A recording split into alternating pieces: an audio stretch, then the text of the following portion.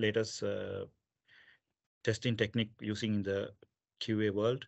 So having knowledge about the API test automation it's good to have it today nowadays to and having API testing using Postman is pretty much easier than the other tools since the Postman is more comfortable on using it. And so before starting it, I hope everyone have a good knowledge and some understanding about the Postman and how the Postman works. So let's start the topic, the API test automation with Postman. So I will be covering most of the basics and some guidance that you can start test automation using Postman because as you know, automation is a wide topic if we talk about it. So I will guide you on how to do the automation using the Postman. So yeah, let's start. So coming into the topic, there are some key areas that I will be covering today. The first one is Postman variables, and the next one is how to write Postman scripts and how to create and run mock servers and how the request chaining will happen in Postman and the monitors, how we use monitors in Postman, and then the Newman runner. So I will come a quick introduction about the Postman before we start. So Postman, as you know, is an API client which we use to develop and test, share, and document APIs. It is used for backend testing where we enter the endpoint URL so we can send the request and to the server and we can receive the response back from the server. So uh, likewise, it's essentially helping to the API members quickly creating requests as per the API specification. So I think you have this knowledge. And what are the main offers that Postman have that we can use it for API development, and we can set mockup endpoints for APIs that are still under development and API documentation and assertions for the response received from the API endpoint execution. And we can integrate with CI/CD tools like Jenkins, TeamCity, etc. And we can automating API test. So the first topic is Postman variables. So when it comes to the variables in Postman, Postman variables work in the same way as that in the programming language, programming variables. So these are the symbols capable of taking various values. You can store the values in variables and use it through request environments and collections and scripts. So as you know, at the Postman has you can use request and you can have collections and you have environments. So you can create variables and you can access it within the collection or within the environment, likewise, depending on your requirement. And the variables in Postman increase the user's efficiency to work and decrease the errors. So calling about the environment in Postman, a collection of key value pairs is called an environment. Each name of the variable represents its keys, and referencing the name of the variable allows you to access its values. It is a set of variables that differentiate among the requests. So such as we can have an environment for testing, one for development and another for production. We can change the value of the variables to pass the data between request and test. So having different kind of environments in Postman, depending on your request, testing under if you're testing in a development environment or in production or some staging environment, you can switch between the environments according to your testing perspective.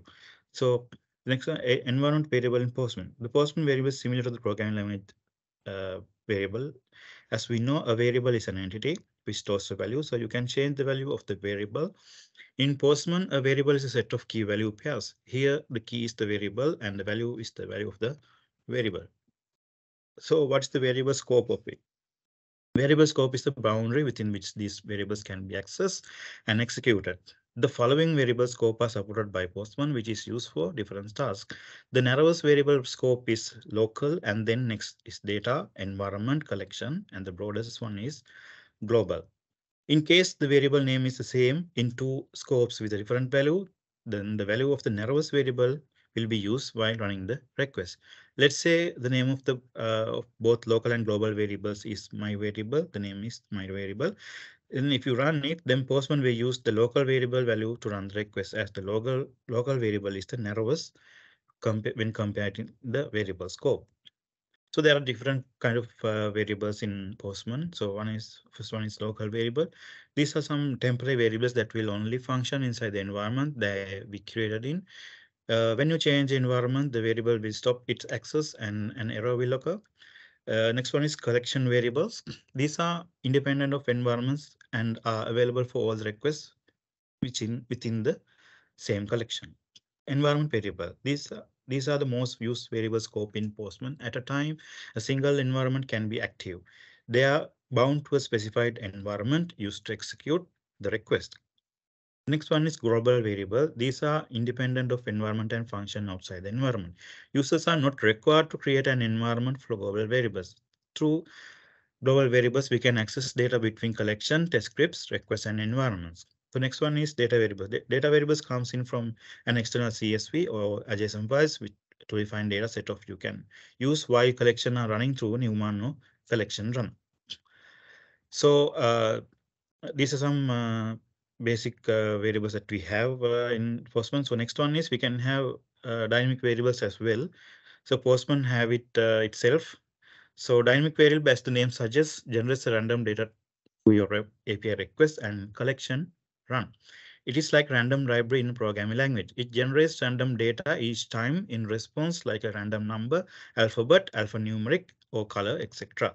A dynamic variable starts with $icon in the request URL section. A dynamic variable should be written within the double curly brackets. Let's say you have passed an integer number from 1 to 1000. So for that, you need to add random int. There's a name called random int. So once you enter that random int within the assign it for a particular variable and you run it, a random number will be generated. So there are some simple variables which we which has by Postman for different kind of situations. So if you want a variable for the numbers or text and colors, you have some variables names like this for like random alphanumeric or random int, random color likewise, and some other variable names. So if your request is for creating random dynamic variables for address or location or phone, it has these variable names as well provided by Postman. And the next one is depending on the profession. Also, you have some variables provided by Postman, so you can randomly generate the profession as well. As well, you can randomly generate the names and the dates. Also, if you have kind of different databases, you can randomly generate the database as well. And if you have different domains or usernames or emails, you can the Postman will provide that as well. So generating things.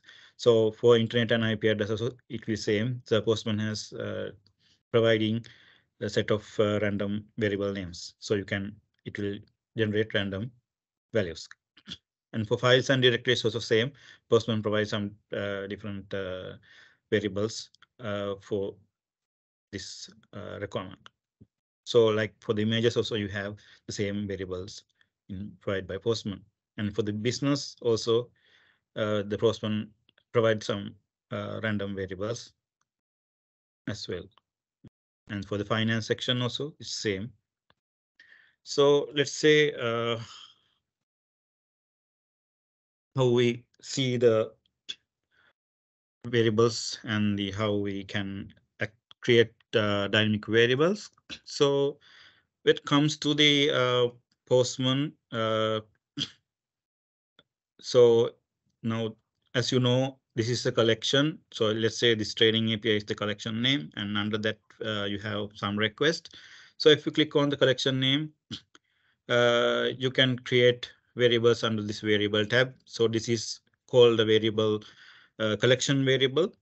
And if you create a variable within the request, it will be a local variable. And if you you can create an environment variable as well. So if you create an environment variable, it will goes into the environment. And if it's a global variable, it is coming to the global variable as well. So if it is a data variable, you have to go to the runner. Runner is used for running a collection. So when it comes to the automation, so to run the collection or whatever you wanted. This is the place that you have to run it. So here you can see the data field here. So if you can select a file, it can be either CSV or a JSON file. So the variables will be getting from that place. So the next one is if I say how to generate a random variable, like let's say I have a variable name called name2, and if I want to create a random variable, I can just simply use double curly brackets, and using the dollar icon, you can see it will shows the random variables itself. So you can use whatever the random variable that you needed.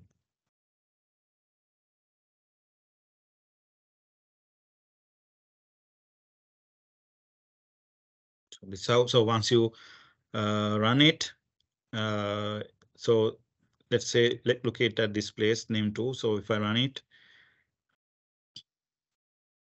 it will generate a new name here. So either running time to time, it will generate a new name since it is random generating. And if you want to, let's say you want to create, there are ways to create variables.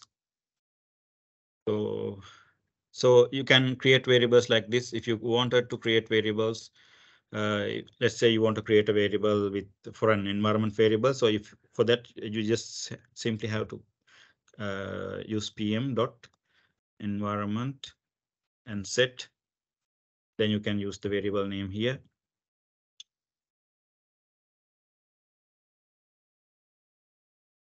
And the value that you wanted to set. So once you set it, it will go under the environment variable. So this is the place that you can see the environments. Environments are listed down here. So if you want to view the environment, you can just click on this eye icon in the right side. So here you will see the environment variable, and if there are some global variables, it will show as well. So moving to the next section. Next section is about Postman scripts. So Postman is not only used for manual testing, but we can also do automation testing of API. Postman requests and collections can be applied to dynamic behavior. In Postman scripts are the lines of code that allow you to automate an API test. It offers you to write pre-request and test scripts before sending a request. Pre-request script will be run, and after receiving a response, test script will be run. So let's say uh, now in the Postman, you have different kind of tabs here, pre-request and test, and this is the request place. So normally the uh, script which we write under the pre-request script will be executed first. So let's say you want to execute this send this request here, API request. So once you click on the send button, it will start to execute the API. So once you start execute the API, firstly it will execute the script which is under the pre-request script.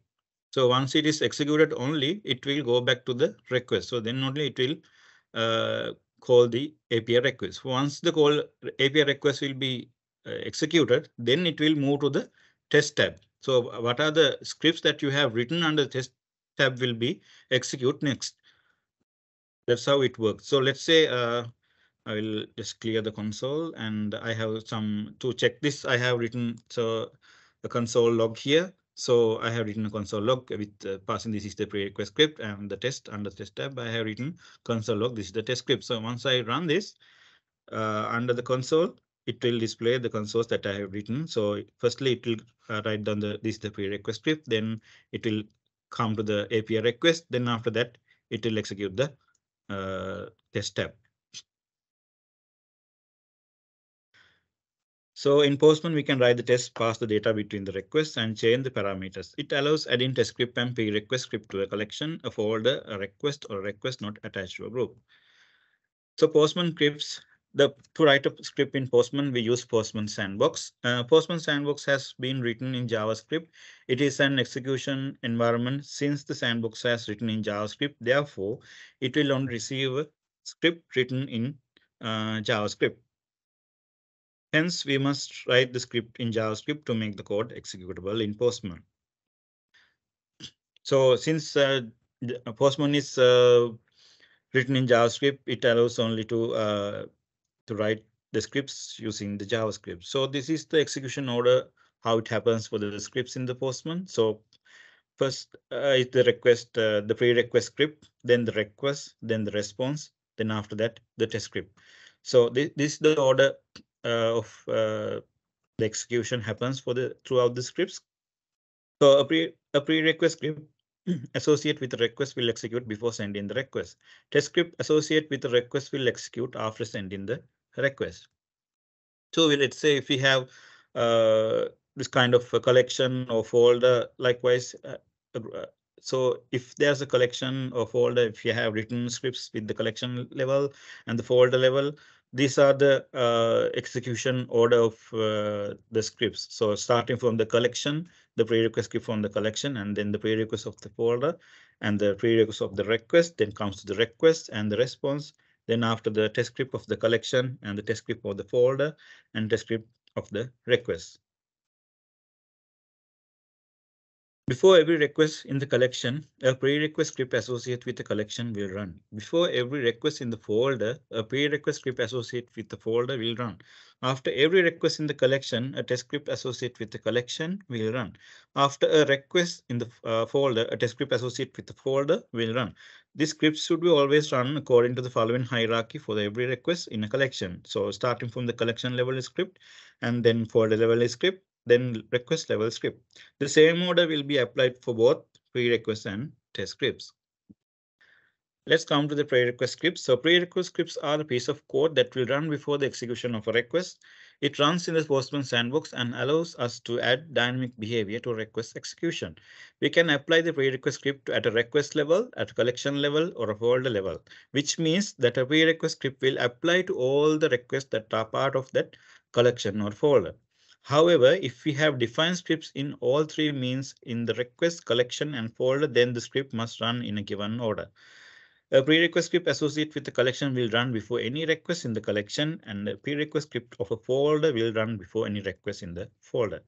We can use the prerequest script for processing tasks like setting parameters, variable values, body data, and headers. We may also use prerequest script to debug the code, such as by logging the output to the console. So having the console is better to use, because when you write scripts and when you wanted to test it actually it will work, or to test whether the script is working or whether the output or the response is working, you can just add the console and you can check the variables or whatever the thing that you wanted to make sure it's working. You can use console for that. Also, using the concept of prerequest script, we can get the output of the function such as date, time, and timestamp strip. Then next is test scripts. Test scripts execute after the server receives the response. In Postman, we can write test scripts to test API requests in JavaScript. Test script is used to test whether your API is working accordingly or not, to establish that integration between the services are functioning properly, and to check that that new developments have not affected any functionality of existing requests. Test scripts are also called post request script. We can use this for the test to code to debug the process of your API project, such as you may use the test script to verify error handling for your API by submitting on an incomplete data request. We can run the test scripts to a single request, folders, or collection. So we can enter the script manually or use the snippets. There are some code snippets provided by Postman itself. You can use them, or you can write it manually, which is available on the right side of the code editor. And we can also use write our custom test script in Postman. Postman offers a name called PM API, so which is used to write the test. So whatever you need to write the test or any kind of thing, you have to start with PM. This function writes the conditions of the test in the Postman's to test sandbox. Writing tests within this feature helps you to correctly name the test and ensure the rest of the script is not interrupted in case of any errors. This function has two arguments. First, you have to pass the name, the test name that you wanted to enter. It will be a string. And second is a function which will return a Boolean value. So depending on your API request, if you let's say in some conditions your the API might be successfully respond, or sometimes your API, there are different kind of response can be get for certain API. Like there are some cases that API doesn't work as well as expected. So in some like examples, you can, if there is an error in authorization, you will get a different status for that, and if it's a server error, you will get a different response. Likewise, for depending on the your requirement, so if you can add test scripts under the test scripts tab to check each and every possible outcome can become out of this API request. So each time once you run it, or once you run the collection, uh, depending on the situation, depending on the API response, you can see the response in the as a result. So as the first example, this is how we run to write it: pm.test, and within the strings, within the parameters, it will pass the string that you wanted to see. And the next one is the function. So function will, it is as I said before, it is a Boolean value will be returning. And once you write this, now in here I'm checking whether the status is 201. So let's say I have run the API request, and as the response I will get 201. So I want to test this one. I want to test whether the response status is 201. So once I write this script, and once I run it, and once I receive the response as 201, that means it is a success scenario. So it will get the result as the below image. So since you have write in this test scripts in the test script tab, so once you once the request is executed, the result will be shown under the test results tab. So under the test results tab, you will get this response. So if it is passed, it will say is passed. If it is failed, it will say as fail. And next one, it will show the now, according to this image, it is showing a status okay, which means this is the string that we will pass as the first parameter in the pm.test method. So in the above example, if the request return a 200 status code, the test will pass, otherwise it will fail. So let's try. Let's say still this API request returns 200. Let's say 200. The request will return 200, but I'm testing 404. I'm testing whether the response is status is 404. So once I write it, it is fail, because I'm trying to check 404, but instead of I got 200. So which means that this test method that I am trying to execute, that I'm executed, is fail. So it will give us fail, and it will type the status as fail, the test name that I pass in the as the first parameter, and then it will give the error. In here, it will give assertion error. Expected response to have status code is 404, but got 200. So likewise, we can have different ways. So that's another way of writing to check it, like is kind of a assertion. So that's called pm.expect. So the pm.expect function is used to print the test result messages in a different format. This function makes the test readable, and even we can manage data assertion from a variable or response. So example, as I added here, we can add the same test script as I showed before by using the pm.expect method. So within this expect method, it will assert whether this 404 is returning. So in here, pm.expect, and then within brackets, I am passing pm.response code, and then it will, I'm checking whether it is equal to 404. And as the response, this is how it looks like. It will get the response as fail, because I will receive as 200, and it will give a different way of the error message in the test result step. So here it will give us assertion error expected 200 to equal 404. Likewise, now let's say that there's another way, the pm.response.to.b. This is an object offers shorthand for the test based on commonly used response. So if it is a test based thing, you can use normally once we tested is once we execute the API request, depending on the response, we want to check in each response or in the response body whether it is as expected, which means an assertion. So we want to check whether our expected result is we are asserting the expected result with the actual result. So that is how we test using this pm.response. So it will check with the response. So as I said before, all the result which I run right under the test script tab will be coming as a result under the test result tab in the response body, in the response where we get the response. So so these are some ways to create. If we take to the first one, this is how we create an environment variable, and this is how to get an environment variable and clear an environment variable. Let's say that. So as I went through the thing, so the test script will be run right under this test tab. So each and every test you can write a different test like this. So if you write, you can write any of the so preconditions in the pre-request script. So as I said before, in the Postman, they will provide some code snippets in the right-hand side. So you can use any of the snippets according to your request. So if let's say if you want to create an environment variable, you can just click on the set an environment variable. Then it will give us this code snippet on the pre-request place as I'm in pre-request scripts. The same way you can use in the test tab as well. So in test tab as well, you have the same code snippets at the right hand side. So you can create environment variable or global variable likewise, depending on your requirement.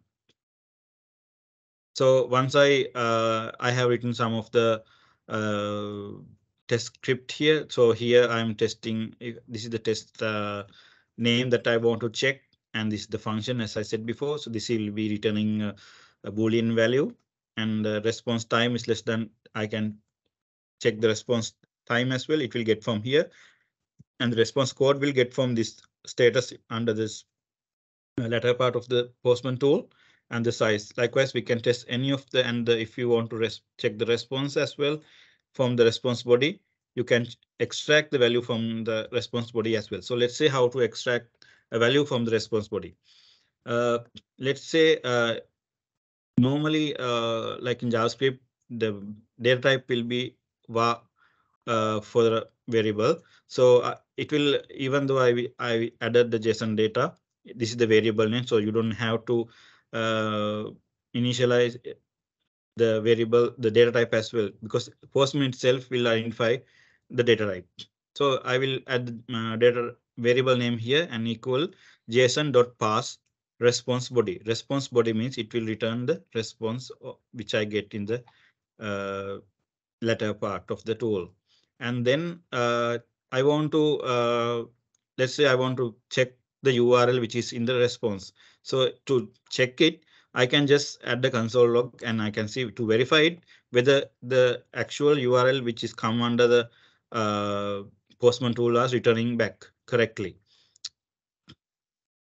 So if I run this, since I have already created this URL and it will pass the JSON data as URL. So JSON data is the variable. So once you get the JSON data, it will return all the response body. So out of this response body, if you want to take a single value, single key of this response body, you have just type JSON data.url. If you want to get another name, like let's say you want to get the name here. So you just, since the name is under this args name, so you have to type double like this JSON data.args. Args means this one, and .name. .name is this one. So once you write this way, then you will return the name of the value which is returning in the response body. So if once I run it, as you can see, the first parameter which I send is the JSON data URL. Then it has been printed the URL, so it is getting correctly. And then I have passed the variable name as name here, and then it will get the value of it. So since here I also created some global variable. So let's say I will clear this.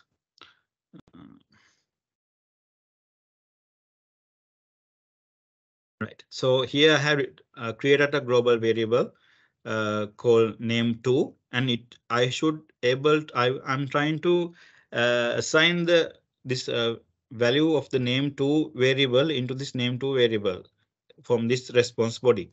So once I assign this value for this global variable name called name2, and if I send this, it will create a variable inside the environment as name2, and it will pass the value for the relevant variable. So you may think why we need to create these variables. Let's say some of the test script, some of the requests that you are running. So the outcome of that request might be a result, the input for a different request. Let's say for this one, let's take an example like this. Now let's say you want to log into a particular application, but before having a login, you have to register that particular application. So once you registered it, you will provide your name, address, email, etc. Like so, but to log in it, you need the name and you need the credentials. So from the registered request, if you save that response or save that request body, you can either save the variables from getting from the response body or from the request body. In both ways, you can set variables in the environment. So if you set the variables or the names that you wanted to pass into the different requests, that is why we need to set these variables like this, depending on the our requirement. It can be a global or it can be environment. Likewise, it's depending on your requirement. So you can either set it globally or set it only for the environment or likewise. So if you want to set as an environment, you just have to simply type pm.environment, then set. So likewise, you can add the create variables according to your requirement. So this is how to create a variable, and how to, if you want to retrieve a variable, then it's simply just type pm.environment.get, and you can pass the variable key name. And if you want to unset, or if you want to clear the environment variable, you can, there's a keyword for call unset, then pm.environment.unset, then you will pass the variable key. Then it will, once you execute it, it will remove the variable that you have been created. The same way, only for the collection as well. This is the same way to create collections and global variables.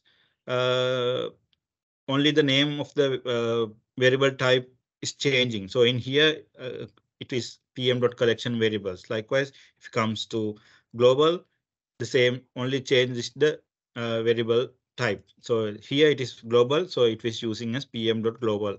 And if you want to set the same way as I told before, to in environment variable, we can set the global variable, and we can receive the variable, and we can unset the variable.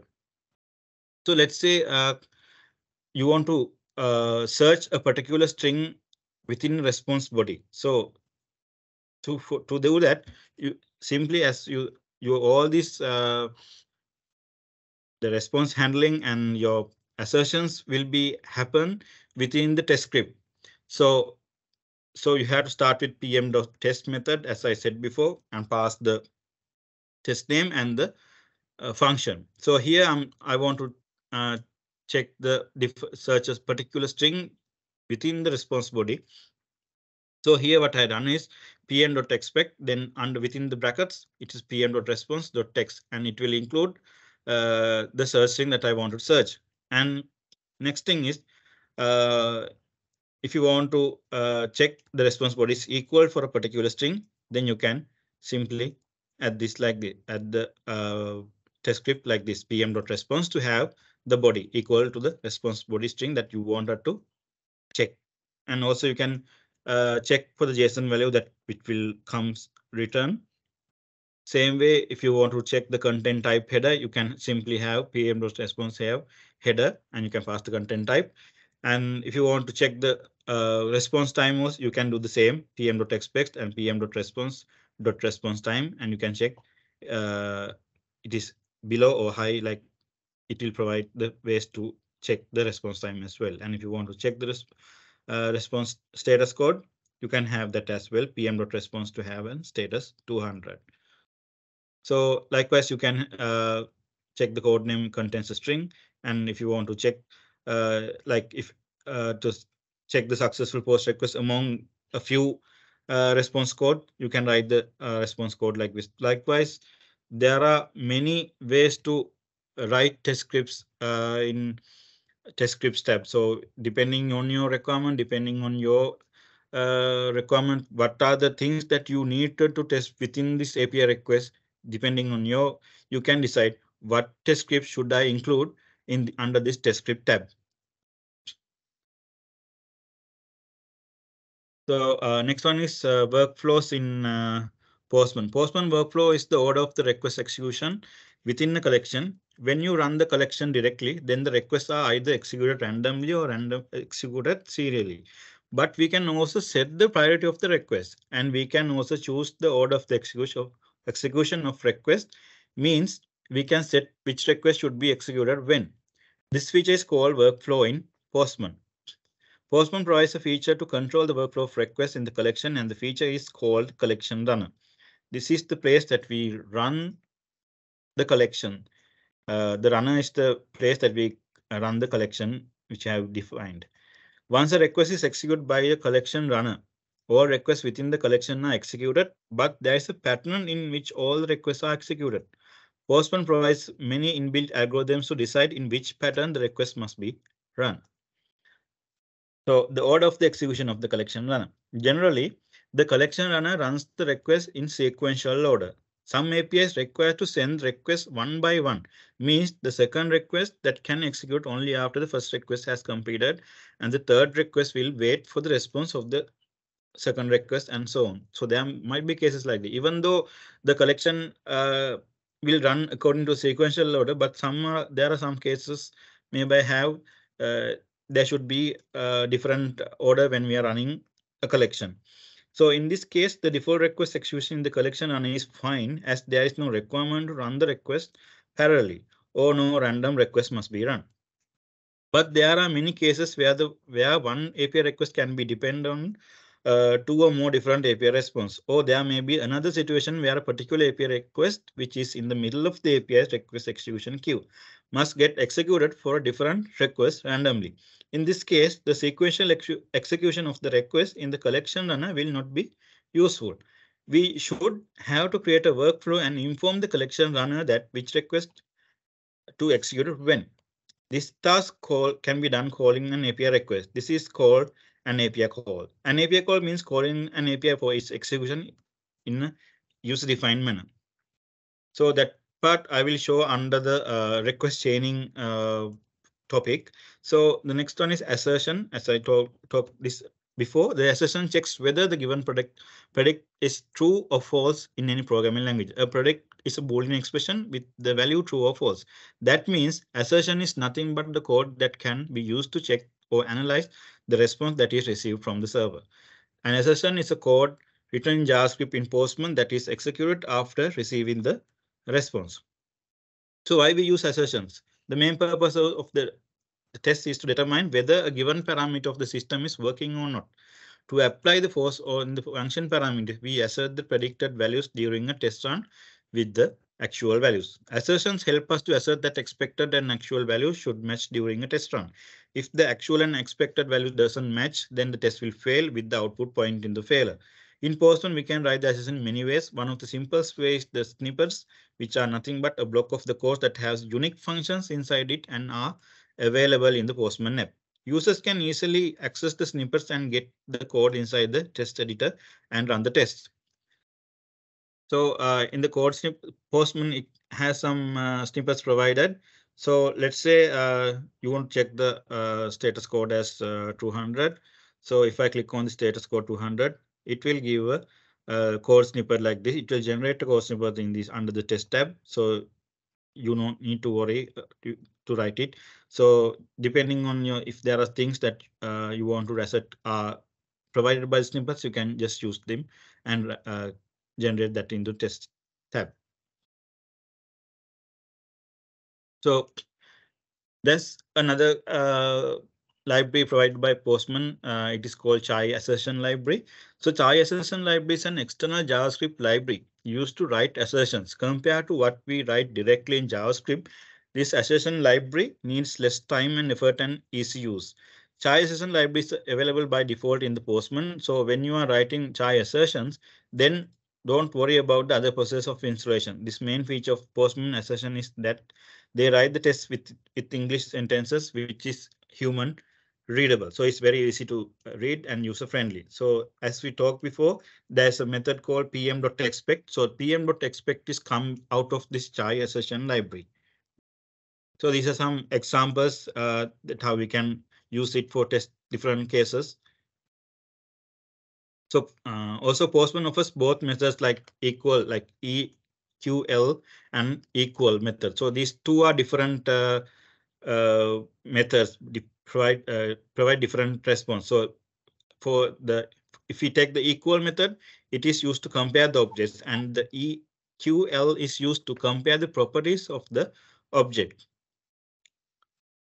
So the next topic is about mock servers. So this is one of the interesting part nowadays. So let's say you don't have a real server, and the server development is still under development, but still you have to test your API request.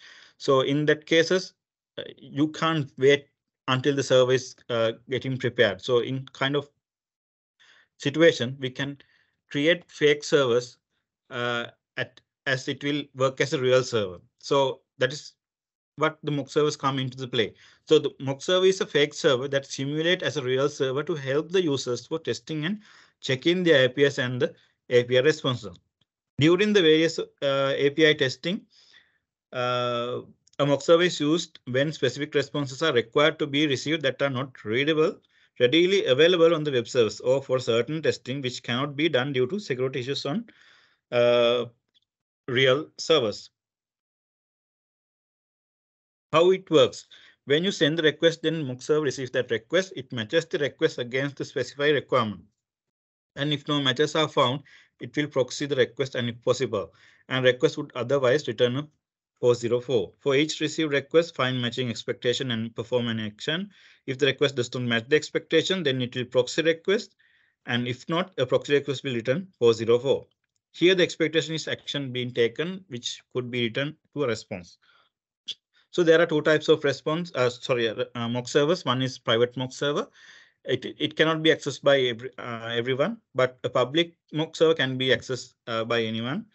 So there are some benefits by mock server. It can be check your own API during development before that API live go to live organization server, and you can get faster reviews and bugs, and without any authentication, any type of request can be made into the server. Likewise, there are many advantages that comes out the mock servers, and there are ways to create mock servers using the Postman. So to set up a mock server in Postman, we'll need a collection because mocks in Postman are tied with the collection. Postman compares the request and creates mock response from the examples in the request of a collection. Before creating a mock server in Postman, there are some important points about the mock server we must know. So in the Postman app, the mock server is directly integrated, already integrated, so we don't need to waste the time of download and install externally. So the mock server supports cross-origin resource sharing as well, and it is free to use. And let's say how to create mock servers. So it comes to the Postman. Under the mock servers, there's a few tabs in the left side in the Postman, and the Postman it has mock servers tab. So you either create a mock server from here, otherwise you can create from the new tab, a new button as well. So let's create a mock server like this from using this plus icon. And then you can create a mock server using creating a new collection as well. Otherwise, you can by clicking on the select an existing collection, you can choose what are the existing collection you have and create a mock server according to that. Otherwise, you can have to create an mock server manually by defining the collection itself as well. So I have created few of the mock server here. So it will comes as a collection here. If I created a new one, it will comes as a new collection. So it will be like this as the collection under the collection tab. So that's how like so in mock servers there are a term calls examples within the Postman. So examples show you API endpoints in action and give more details on how request and response works. You can add an example to request by saving a response, or you can create an example with a custom response to illustrate a specified use case. Once you have created examples, you can use them to set up a mock server or add more detail to your API documentation.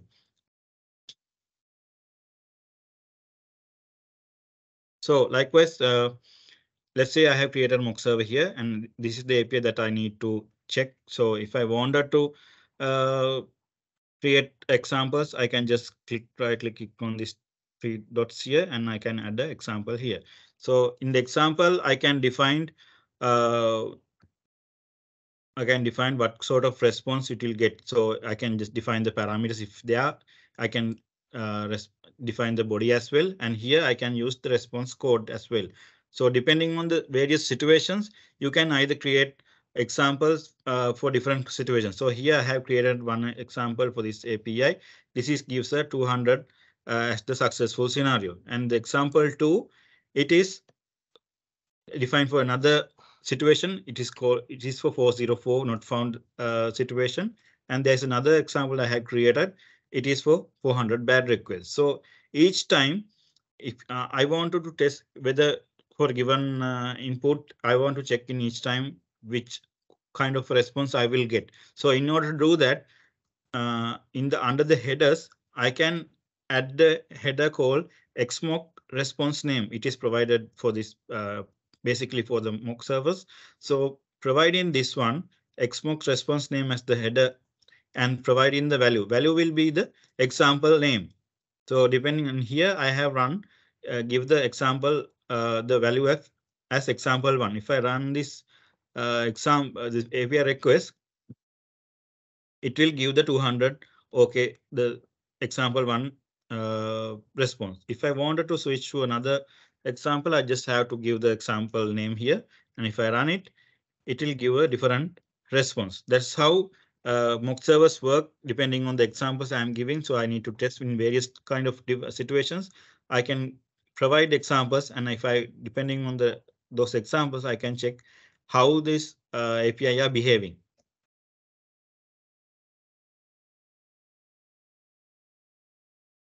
Right. Next topic is request chaining in Postman. So request chaining, consider the scenario of the login flow of an e-commerce site and validate the login user.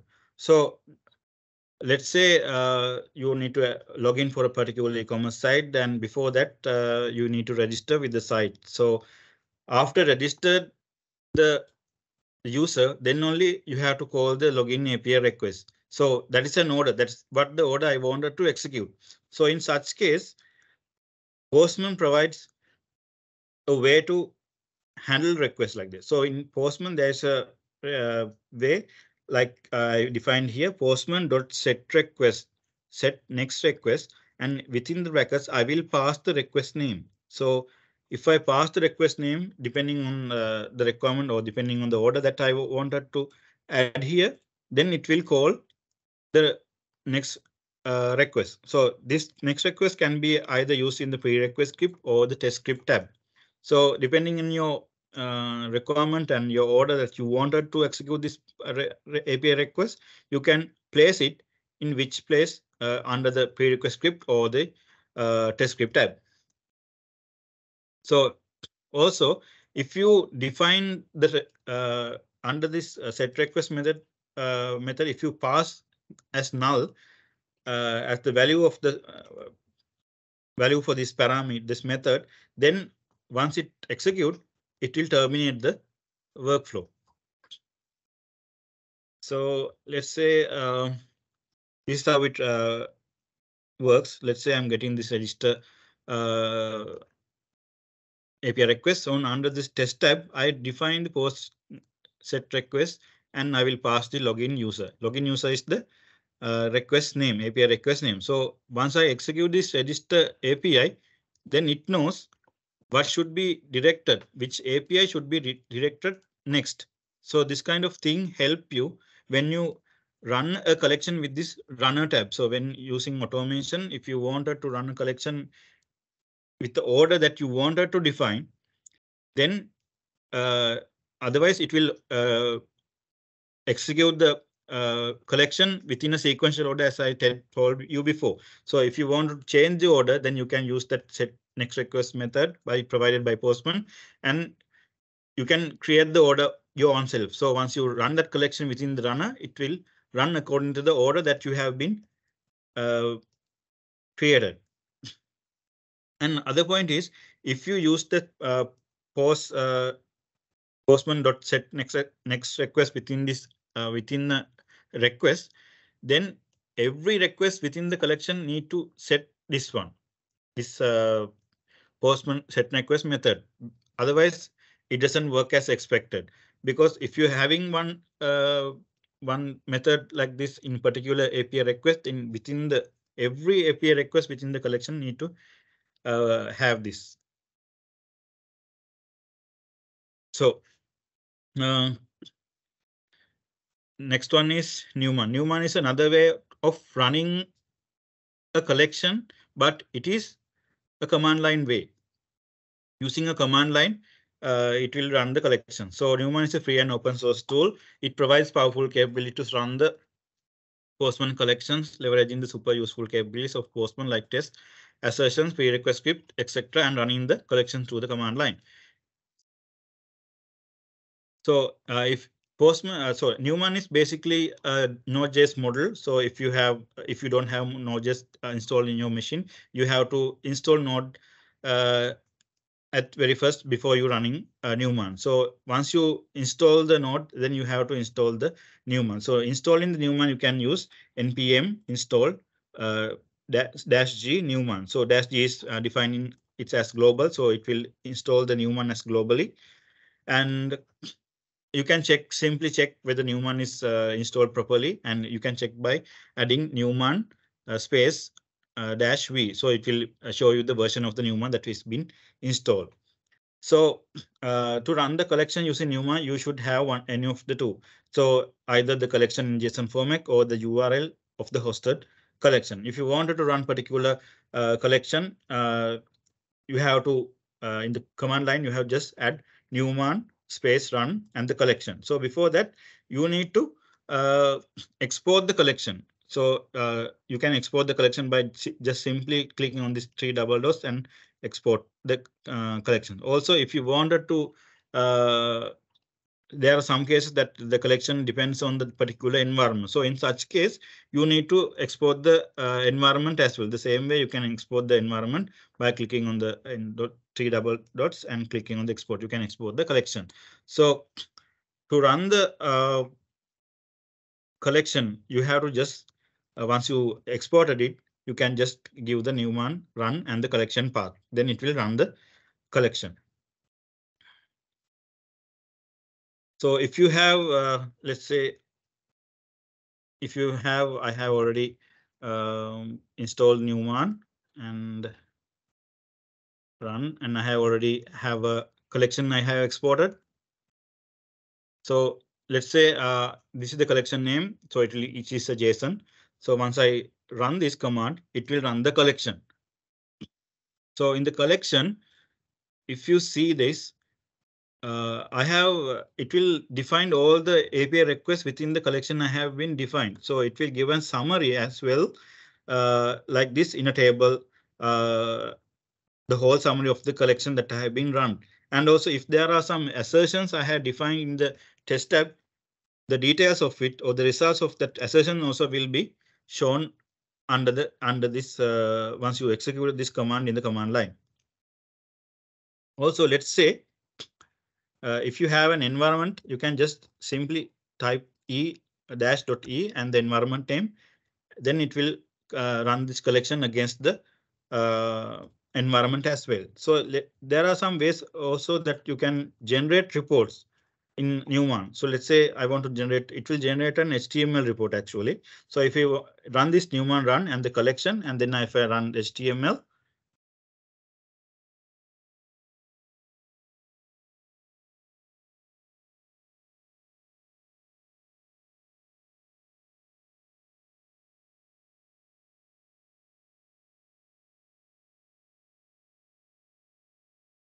sorry, before run the HTML, there's another keyword I had to pass. It's dash r then HTML. Once I run it, once I check the result,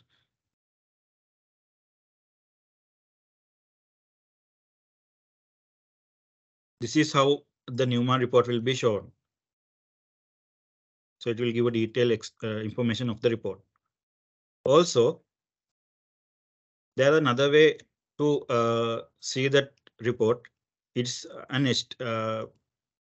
another way to see that is very readable way to read the report. So I can use HTML. There's a extra.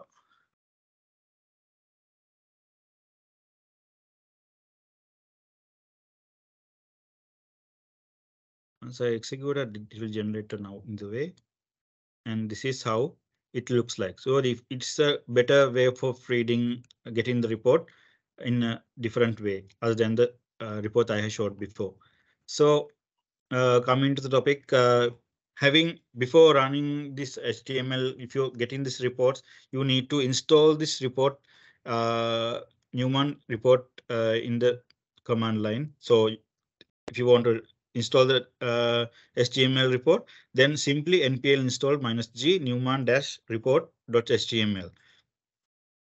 And if you want to write the install that, if you want to view that HTML in a different way, like that way is some additional reporting tool which allows to generate more friendly test reports. So just have to install that Newman reporter -html extra in the command line. This is also an npm package that you have to install.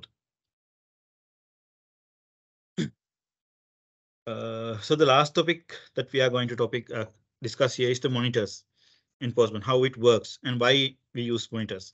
So monitors in Postman, REST APIs forms the backbone of modern day distributed application. It is very important that your API response and performance remain up to the mark throughout the day. Monitors can help you schedule a collection of test runs to monitor the performance and response of your health. So basically what we use monitors is to define, to check the performance of the request or the health of the request that you have been defined. So if you come to the Postman, under the monitor tabs, or you can use the click on the new button to create monitors. So once you click on this plus icon, it will create a new monitor. So once you create a new monitor, you can just give a monitor name here, and you have to select for which particular collection that you are going to uh, uh, run against this monitor. And also you can define the environment that you wanted to. And if there's a data file, you can add that as well. And you can schedule the monitor as well. How do we run this? And you can schedule, and depending on the regions, you can manually give a region or you can automatically select the region.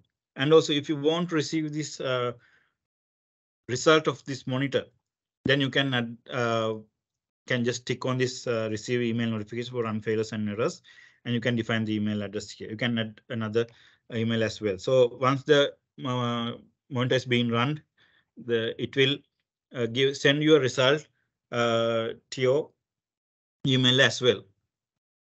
So this is how, once the monitor has been run, this is how it looks like in Postman. So it will define which time has been run, and you can view the summary of it. If there are some other requests, you can, even though you can run for individual requests as well. So this is how monitors work with the postman. So these are the main topics that I will need to cover with today's session. As you know, API automation cannot be done easily, like in a short time period. So since it's a wide topic, wide range of thing that can be understand under this automation topic. So I hope the things that I have been explained today will be a start for you if you're going to start API test automation with Postman. So it will be a good start for you having this basic knowledge and having some guidance that I have been shared with you today. So it will be helpful for you to start and for initiate your API test automation related work. So, Blishan, are you there?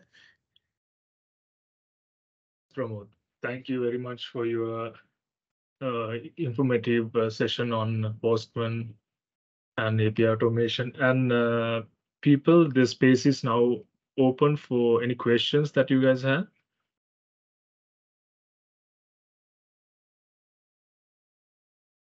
You can unmute yourself and ask questions, or you can raise your hands where I can unmute you as well. Or else you can comment your questions. I can read it out.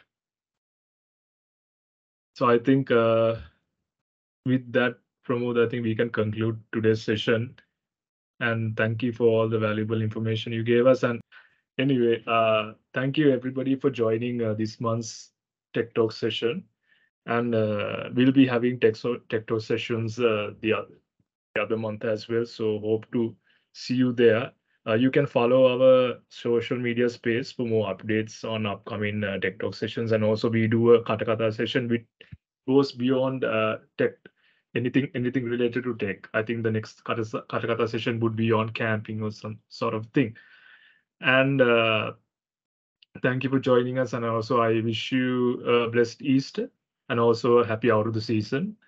And have a wonderful rest of the day. Thank you very much.